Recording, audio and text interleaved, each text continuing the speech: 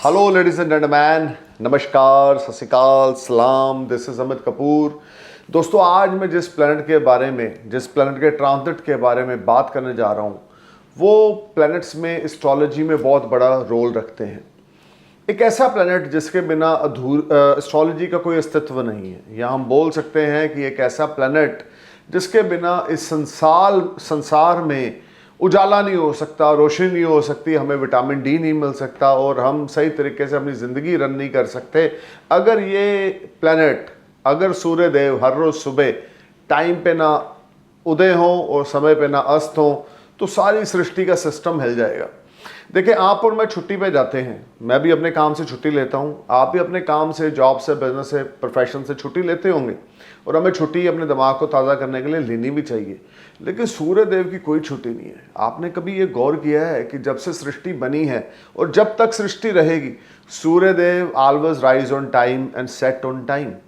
हाँ, कभी कभी धरती पे अंधेरा आता है दिन के समय। वो क्यों आता है? क्योंकि सूर्य के आगे काले बादल, गहरे बादल आ जाते हैं। लेकिन सूर्य देव कभी छुट्टी पे नहीं जाते, क्योंकि सूर्य देव हमें ये लेसन देते हैं, हमें एग्जाम्पल देते हैं कि समय परिस्थिति जैसी भी हो, टाइम जैसे भी हो, आपको ज़िंदगी में थकना नहीं है, आपको ज़िंदगी में रुकना नहीं है। सिर्फ और सिर्फ आपको अपना कर्म करना है। सुबह जल्दी उठकर, नहा धोकर, प्रेयर कर कर अपना डेली रूटीन स्टार्ट करना है। उस रूटीन में, डेली रूटीन में आपकी ज़िंदगी में बड़े काले बादल आएंगे, बड़ी आपको नाकामी भी मिलेगी, आप डिसहार्टेड होंगे, आपको रिजल्ट्स अच्छे नहीं मिलेंगे, लेकिन उसके बावजूद अगले दिन सुबह आपको फिर उदय होना है। ये सूर्यदेव हमें सिखाते हैं। तो sun is a king of all planets. सूर्य की किरणों में इतनी पावर है कि नव ग्रहों की जो रोशनी है, बड़े मेरे एस्ट्रोलॉजी के क्लाइंट, मेरे दोस्त एस्ट्रोलॉजी के जो मुझसे कंसल्ट करते हैं और मुझसे पूछते हैं कि सर, एनर्जी धरती पर कैसे आती है। सो दोस्तों, मैं आपको बताना चाहता हूँ, मैं अपने बहुत सारे वीडियो में बता भी चुका हूँ, आज फिर रिपीट कर रहा हूँ। सनलाइट के अंदर इतनी पावर है कि नव ग्रहों की एनर्जी धरती पर डिलीवर करने का जो काम है, वो किंग ऑफ द प्लैनेट्स सन के पास है। सन आपकी ऊर्जा है, आपकी आत्मा है, सन आपकी गुडविल है, आपकी इज्जत समाज में है, आपके रिसोर्सेज हैं, आपकी कमीशन ब्रोकरेज का बिजनेस है, अनएक्सपेक्टेड गेन्स भी हैं, इनहेरिटेंस है, आपके पिता है। पिता की उम्र क्या है, पिता के साथ आपके ताल्लुकात क्या हैं। अगर आपके बर्थ चार्ट में सन राहु का कंजक्शन है, अगर आपके बर्थ चार्ट में सूर्य अफ्लिक्टेड है सन राहु के साथ, या राहु केतु के एक्सिस में है, या सूर्य नीच के है तुला राशि में, या सूर्य शनि की युति है, हालांकि सूर्य शनि पुत्र हैं, पिता पुत्र हैं, लेकिन उसके बावजूद इनकी बनती नहीं है।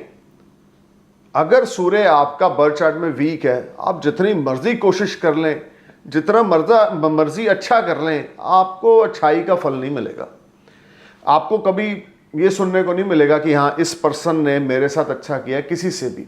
ना आपके दोस्तों से, ना आपके रिलेटिव से, ना आपके सिबलिंग से, ना आपके कलीग से, ना आपके एम्प्लॉयज़ से। आप लाख अच्छा करते हैं, आप सैलरी टाइम पे देते हैं, रिश्तों का ध्यान रखते हैं, आप दोस्तों के साथ बहुत अच्छे टॉकिंग टर्म्स में हैं, हर एक समय दोस्तों की ज़रूरत के समय उनके साथ स्टैंड लेते हैं, लेकिन उसके बावजूद आपको इज्जत नहीं मिलती, क्योंकि सन आपका वीक है आपके बर्थ चार्ट में। और कुछ ऐसे भी लोग हैं, करते कराते कुछ नहीं है और इज्जत उनको बैठे बैठाए मिलती है, क्योंकि सन उनका एग्जाल्टेड होता है। जिनका सूर्य लगन में उच्च का हो, एरीज साइन में उच्च का होता है और लियो साइन में एग्जाल्टेड होता है, यानी कि एरीज साइन में हो या लियो साइन में फर्स्ट हाउस में हो, आपके 5th हाउस में हो, आपके 10th हाउस में हो, आपके 9th हाउस में हो, आपके 11th हाउस में हो, तो डेफिनेटली ऐसे लोग गवर्नमेंट जॉब करते हैं, या ऐसे लोग सरकार के जवाई होते हैं कि उनको बैठे बैठाए महीने की 1, 2, 5 तारीख को गवर्नमेंट की तरफ से पैसा क्रेडिट हो रहा है सैलरी के तौर पे, क्योंकि सन बहुत अच्छा है, रिस्पेक्ट समाज में बड़ी अच्छी है और कमांडिंग नेचर है, एबिलिटी है, लीडरशिप क्वालिटी है। ऐसे लोग पॉलिटिशियंस भी बहुत अच्छे बनते हैं, सक्सेसफुल बनते हैं। लेकिन ऐसे बंदे दिल के, दिमाग के बड़े सच्चे होते हैं अगर सूर्य उच्च हो, उच्च का यानी कि एरिस में हो, या लियो में ऑन साइन में हो, या स्कॉर्पियो में, या सेजिटेरियस में फ्रेंडली साइन में हो। बशर्त ये है सूर्य शुक्र, सूर्य शनि, सूर्य राहु या सूर्य केतु का कंजक्शन नहीं होना चाहिए।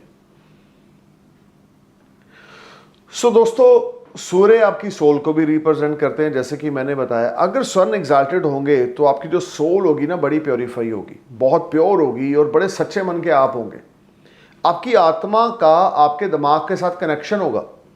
बहुत सारे एस्ट्रोलॉजी के क्लाइंट ये भी बोलते सर हमें कभी कभी ना आने वाले कल की बातों का पहले एहसास होने लग जाता है, क्योंकि उनका सन एग्जाल्टेड होता है और उनका जो सोल होता है उनके दिमाग के साथ कनेक्टेड होती है, तो उनको ऑब्जर्व करने की पावर उनकी बड़ी ज़बरदस्त होती है। Sun play a big role in astrology. तो आप ये समझ के चलें कि सूर्य अगर आपके बर्थ चार्ट में स्ट्रांग है तो आपके छोटे से भी एफर्ट बहुत बड़ी कामयाबी दिलाने में कामयाब हो जाएंगे।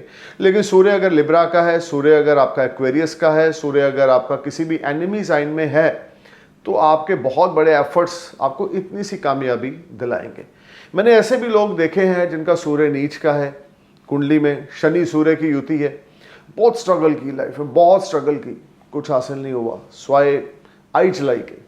क्यों? क्योंकि सूर्य शनि दोनों डैमेज हैं। ये सूर्य शनि की युति है। सूर्य शुक्र की अगर युति हो, 60 डिग्री के घेरे में हो, मैं दोबारा रिपीट करूंगा, सूर्य शुक्र की अगर डिग्री हो 7 घेरे के अंदर, 60 डिग्री के अंदर, तो मैरिटल लाइफ में प्रॉब्लम्स आएंगी, ग्रस्त सुख अच्छा ना होगा, आपकी सेक्सुअल लाइफ अच्छी ना होगी। हाँ, सूर्य का कंजक्शन बृहस्पति के साथ, मंगल के साथ, चंद्र के साथ होना चाहिए, लेकिन डिग्री करी सूर्य अगर 8, 9, 10 डिग्री के घेरे में गुरु चंद्र मंगल के साथ हैं, तो अच्छा है कि बृहस्पति मंगल चंद्र अस्त ना हो सूर्य से, क्योंकि सूर्य का तेज ही इतना है कि सूर्य जिस प्लैनेट के साथ कंजक्शन करेंगे, अगर 7 से 10 डिग्री के घेरे के बीच में होंगे तो उस प्लैनेट को कंबस्त कर देंगे, अस्त कर देंगे। सो दोस्तों, 13 अप्रैल 2024 को सन जो है राहु के साथ और शुक्र के साथ युति को छोड़कर पाइसेस साइन को गुड बाय टाटा बोलकर अपने एग्जाल्टेड साइन एरिस में एंटर करने जा रहे हैं। मैं दोबारा रिपीट करूंगा, 13 April sun is going to change its sign from Pisces to Aries. अब एरिस साइन सूर्य का एग्जाल्टेड साइन है, जैसे कि मैं पहले बता चुका हूं। 13 अप्रैल 2024 से लेकर 14 मई 2024 तक सन ट्रांजिट इन एरिस साइन। सूर्य का गोचर मेष राशि में, उच्च की राशि में होगा। उन लोगों के लिए ये सूर्य का गोचर बहुत योग कारक है जिनके ऊपर सूर्य की महादशा या अंतरदशा चल रही है, या जिनका एरिस असेंडेंस है, या जिनका कैंसर असेंडेंस है, जिनका लियो असेंडेंस है, जिनका स्कॉर्पियो असेंडेंस है, जिनका सेजिटेरियस असेंडेंस है, उनके लिए ये जो ट्रांजिट है सन का एरिस साइन में बहुत अच्छा है। या अगर आपके ऊपर सूर्य की महादशा अंतरदशा चल रही है तो क्या कहने। सूर्य का गोचर एरिस साइन में, सो मैं अपने सबसे पहले नए दोस्तों को ये बता दूं, नए व्यूवर्स को ये बता दूं कि मेरी प्रेडिक्शन आपके असेंडेंस के बेस पर है। आपके सन साइन, आपके मून साइन से मेरी प्रेडिक्शन का कोई लेना देना नहीं है। सिर्फ और सिर्फ अपने असेंडेंस साइन को अपने माइंड में रखें, मेरे वीडियोस को सुनें, you will definitely get some information related to sun transit in Aries from 13 April 2024 to 14 मई 2024। अब बात करते हैं कैप्रिकॉन असेंडेंस की। 8th हाउस के लॉर्ड हैं, 4th हाउस में गोचर होगा। 8th हाउस के लॉर्ड जब 4th हाउस में जाएंगे तो डिस्कम्फर्ट्स रहेंगे, कंफर्ट जोन से आप बाहर रहेंगे, आपके मदर की हेल्थ मैटर ऑफ कंसर्न रहेगी, किसी भाई बंधु या क्लोज के साथ आपका लड़ाई झगड़ा होगा, प्रॉपर्टी सेल परचेज आपको करना पड़ेगा। Mental stress anxiety 13 April 2024 onward से 14 मई 2024 तक रहेगी।